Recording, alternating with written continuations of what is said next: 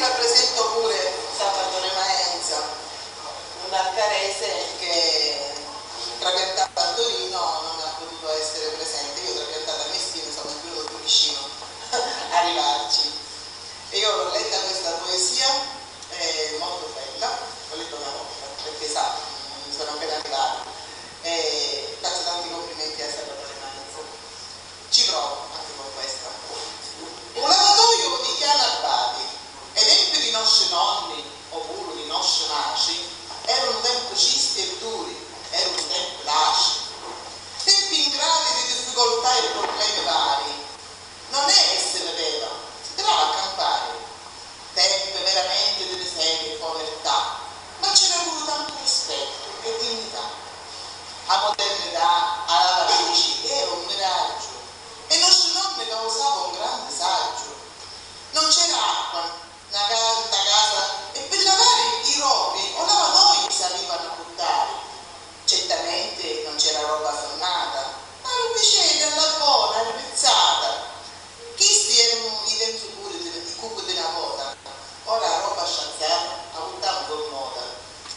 Tanto bello lavatoio una si scialava, con da bella acqua, insaponava e risciacquava. Quanto bello cavagliazza che cadeva, chi mano a morro buona non ci pareva. Tali femmine di cattive, di chitte che lavava, ce n'era sempre una che tante ore da passava. Agna Peppa, una signora, gli era pulita veramente, gli si c'era roba lotta, era pane di sovente. Bagna allora su tascita, fazzoletto sopra testa, o fantale davanti, e ammi, sapunava resta. Cosa pure fatti in casa, casò dell'occhio vecchio, scicava sopra mescia, pure più salto vecchio. La potuta di Agna Peppa, o ciacchito della pari, era una donna raffinata, era di tutti chiari. Tutti i cosi da sapeva, conosceva e comureva, qui quando ci faceva, pure se ne fuieva. Io non saccio, ti diceva, mentre che lavava, ma dopo qualche minuto tutti i cosi da contare. Lui non c'era solo un mare che lavava, e Agna Peppa con grallena ci parlava. Usa vide con maretta, da svergognata, da figlia da signora ammacolata, se ne va a moreggiare in tovagliare, con un certo nicolino che faccio popolare. Oh signori, con maretta, usa visto stamattina? Sì, usa stamattina, che mo disse Giovannina, che giù disse Carolina, usa Antonina. Ma siete sicura voi? Questo che ci ho detto? Io non saggio con maretta, dico solo chi è di bello. Allora punto una signora che la stava di lavare si avvicina a domare e comincia a murmurare. Abbiamo sentito che non solo se andava in tovagliaro, ma che tu un grande affare, sto bello lungurato.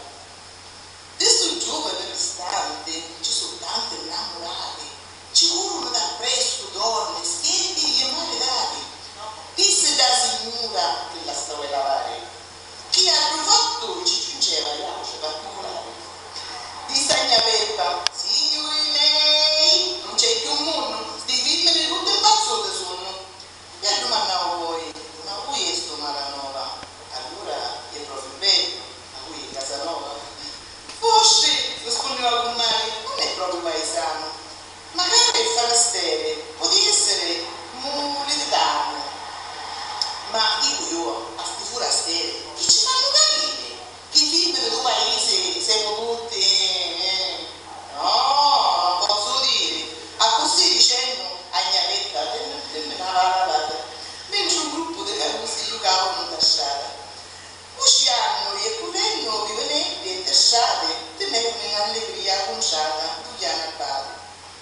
Certo che Agna Peppa era una grande figliara, ma so comare una guida babbiava. Stavano un po' tutti e due in compagnia, perché una vinci e l'altra mascaria. Agna Peppa era abile pure per conciattare, e siccome aveva un bello figlio maritale, ci fece a proposta a soprare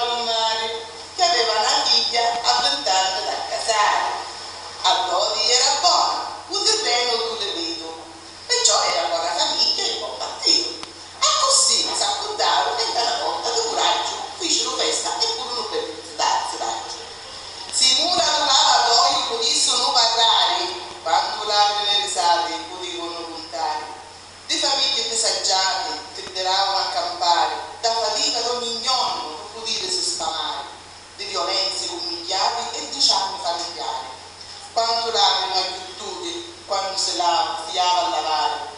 C'è la figlia che da casa sua marito colpiava e felice si mosciava perché c'era un affrontava. C'era un mace che vedevano violenze, vita e guerra, carosetti che vivevano l'inferno sulla terra. Certo, sti mura potevano puntare di tante belle vite, o di donne secche sottomesse a sorgere il marito.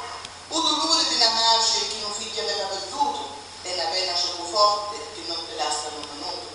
E la spina del prignolo conficcata all'inciopetto, e ti gira e ti rigira e non trova mai risetto. E una rabbia che rebugli come un musto di inciatina, che la mace si sfoga sbattendo alla spina. E a sbatti e a rigira sulla peggio a dura stile, bastignando contro un tanto fame e tanto vivo. O lavatoio che gli annabati certo siava per lavare, ma era come un loco per ricciuvarsi e per parlare.